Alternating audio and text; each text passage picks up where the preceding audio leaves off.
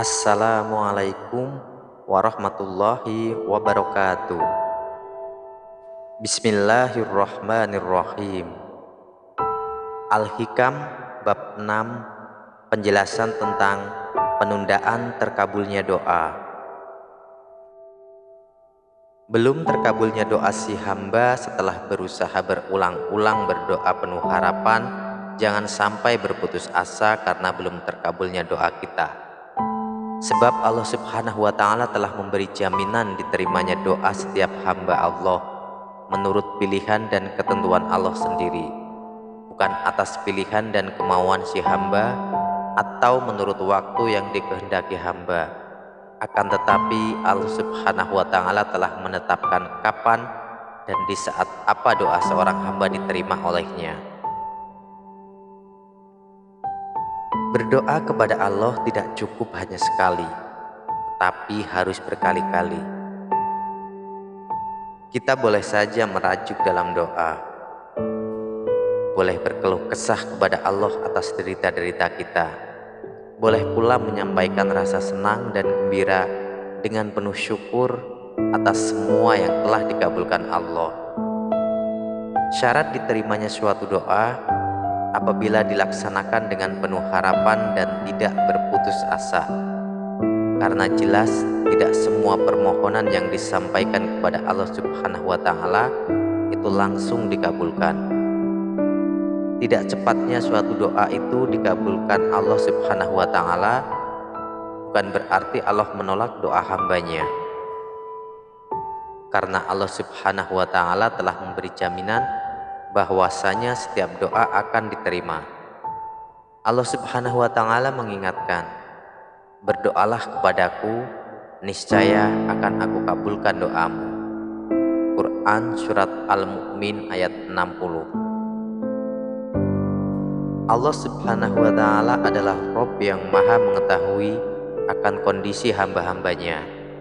Kapan dan bila mana Allah mengabulkan permohonan si hamba.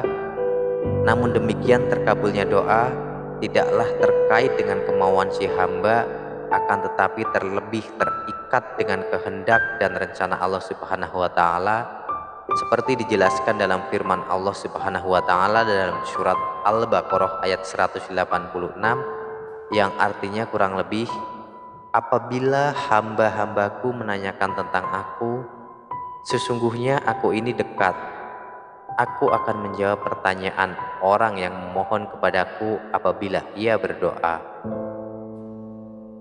Dari sahabat Jabir radhiyallahu anhu bahwasannya Nabi Muhammad SAW bersabda, tiada seorang hamba yang meminta dengan suatu permohonan, melainkan Allah akan memberi apa yang ia minta.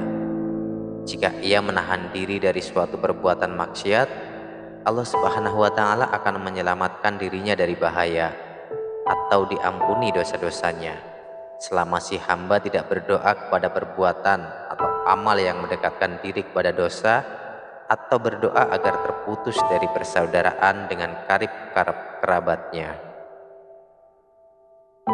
Syarat diterimanya doa antara lain, yang pertama berdoa dengan sepenuh hati dan bersifat tulus.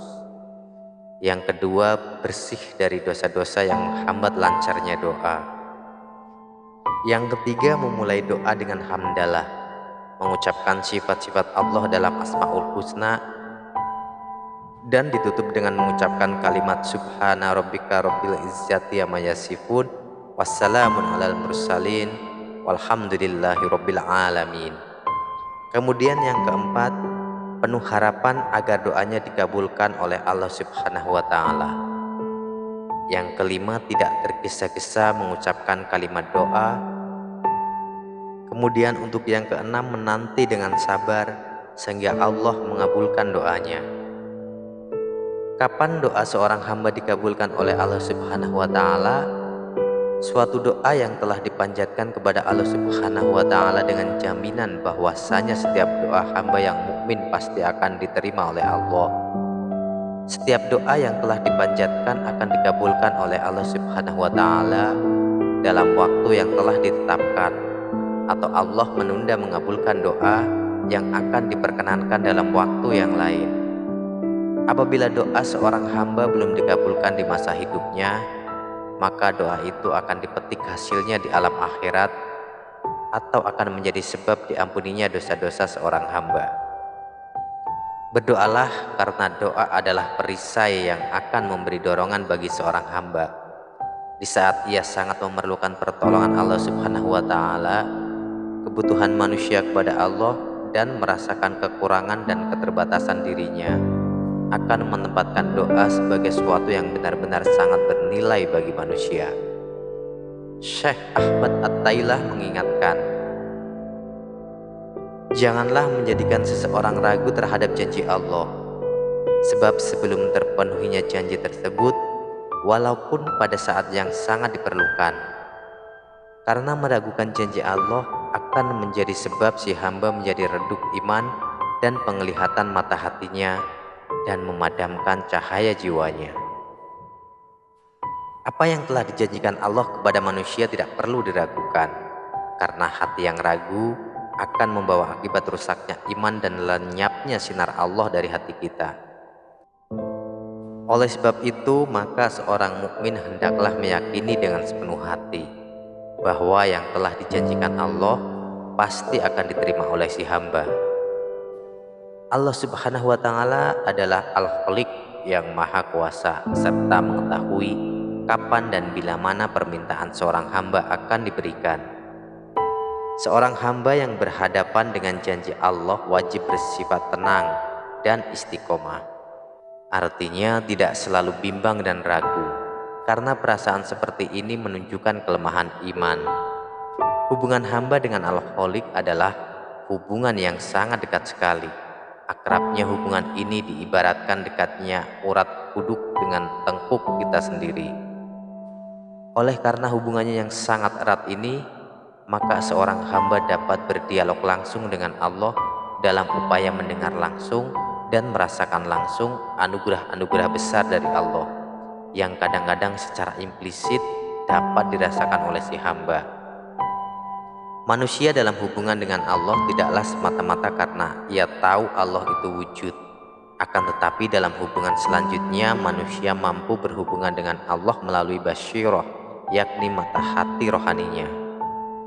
Uraian berikut pada bab selanjutnya akan dimaklumi bagaimana manusia menggunakan basyirahnya, mengenal dan berhubungan dengan Allah Subhanahu wa taala. Dalam pada itu Allah akan terus-menerus menguji tingkat iman manusia, kemampuan hamba menghadapi segala peristiwa dan keteguhan dirinya mempertahankan keimanannya. Ujian dari Allah akan menentukan pula tingkat iman seorang hamba, bahkan akan menyempurnakan keimanan sang hamba. Di atas segala hal yang diharapkan oleh si hamba dari Allah Subhanahu wa taala, maka si hamba tetap mempunyai kewajiban melaksanakan tugas ibadahnya dan tetap mengagungkan Allah Subhanahu wa taala sendiri, tidak menyerikatkan Allah dengan yang selainnya. Sifat ragu dan syak pada Allah Subhanahu wa taala apabila tidak berhati-hati akan membawa akibat seorang hamba melewati batas-batas yang tidak boleh ia langgar. Batas-batas itu adalah akidah yang meliputi sifat-sifat dan zat Allah Subhanahu wa taala. Syak akan membuat orang lupa bahwa Allah Subhanahu wa taala adalah zat yang maha mengetahui, maha berilmu, maha kaya, serta maha mulia, lagi adil bijaksana. Sifat-sifat kesempurnaan Allah Subhanahu wa taala yang tidak sama dengan sifat manusia yang pelupa, tidak mengetahui, tidak berkuasa, tidak adil adalah suatu pertanda lengkap bahwa Allah yang memiliki sifat kesempurnaan akan menepati janjinya kepada manusia. Manusia beriman yang dilengkapi dengan indera rasa dan pikir adalah anugerah Allah agar manusia memanfaatkan seluruh indera jasmaninya untuk memahami Allah Subhanahu wa taala dalam melaksanakan tugas hidupnya dan menempa keimanannya sepanjang anugerah itu dimilikinya. Sekian penjelasan bab kali ini, semoga bisa bermanfaat untuk kita semua. Wassalamualaikum warahmatullahi wabarakatuh.